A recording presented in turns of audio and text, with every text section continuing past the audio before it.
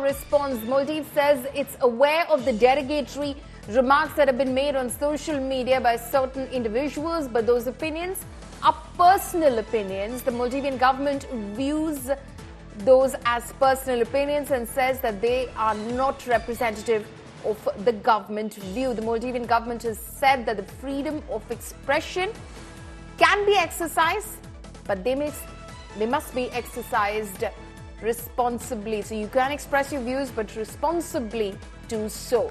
The Maldivian government says won't hesitate to take action against those responsible. My colleague, our Foreign Affairs editor, Geeta Mohan, is now joining us live for more on this. Geeta, the Maldivian government there now distancing itself from some of the comments that have been made by ministers in the government on social media, downright derogatory and abusive in nature. Well, that's right. The entire controversy erupted after a minister, sitting minister. I mean, most of them were activists, part of the India Out campaign in the Maldives. And we have seen a huge tirade and a backlash with the visit of Prime Minister Modi in his own country to Lakshadweep, promoting his own country in tourism within his own country, and received a huge backlash from people in the Maldives, certain groups in the Maldives, and certainly those who support the current dispensation, which certainly has an anti-Indian... Right. Geeta, just hold on for a moment. Shafat Ahmed, who's a former spokesperson of the Maldivian Ministry for Foreign Affairs, is now joining us over the phone line. Ms. Ahmed, thank you so much for speaking to India Today. We saw the social media posts that you've put, in fact, on the platform X, possibly one of the most sensible views that have been expressed. How do you see the comments, ma'am, which have been made by certain ministers in the Maldivian government, which have been deemed as downright derogatory and abusive towards the Indian Prime Minister? Yes, first we must understand that, India was among the first to recognize Maldives' independence in 1965, and ever since then we have profound diplomatic relations with India. For over 60 years, India has always been Maldives' closest ally and trusted neighbor. So as government officials and, as representatives of government ministries, we must have a huge responsibility, to not make such, there should be a sense of great responsibility when it comes to representing these positions. These belittling comments from government officials to Prime Minister Modi and to India is indeed very embarrassing for our country. It is not only irresponsible, it's barbaric.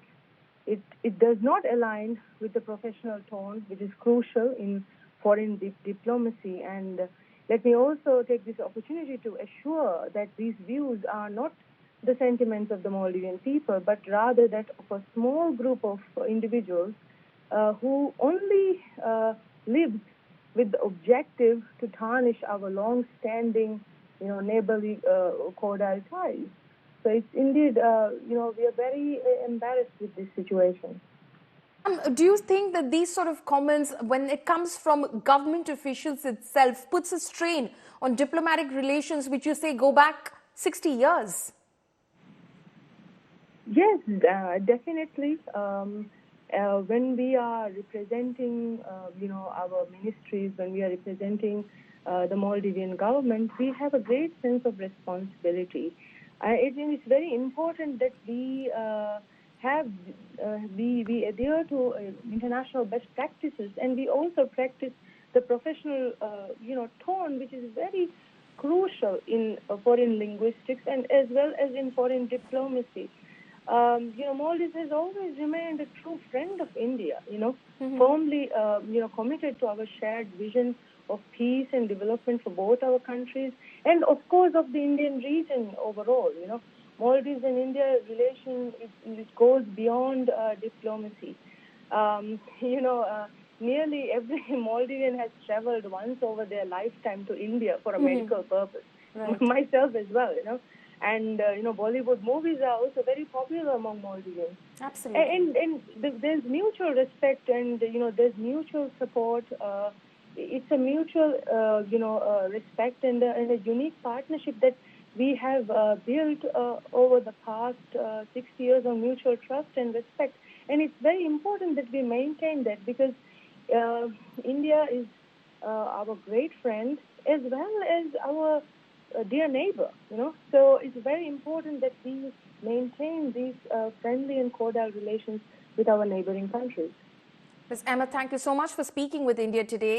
That was, of course, Safat Ahmed expressing a very sensible view that these are very, delicate diplomatic ties that have been built over years of, being in touch, friendly neighbors who need to, of course, stay with each other, given, of course, the fact that, they are such important players as far as the Indian Ocean region is concerned. To have made these sort of derogatory remarks, as Ms. Ahmed categorically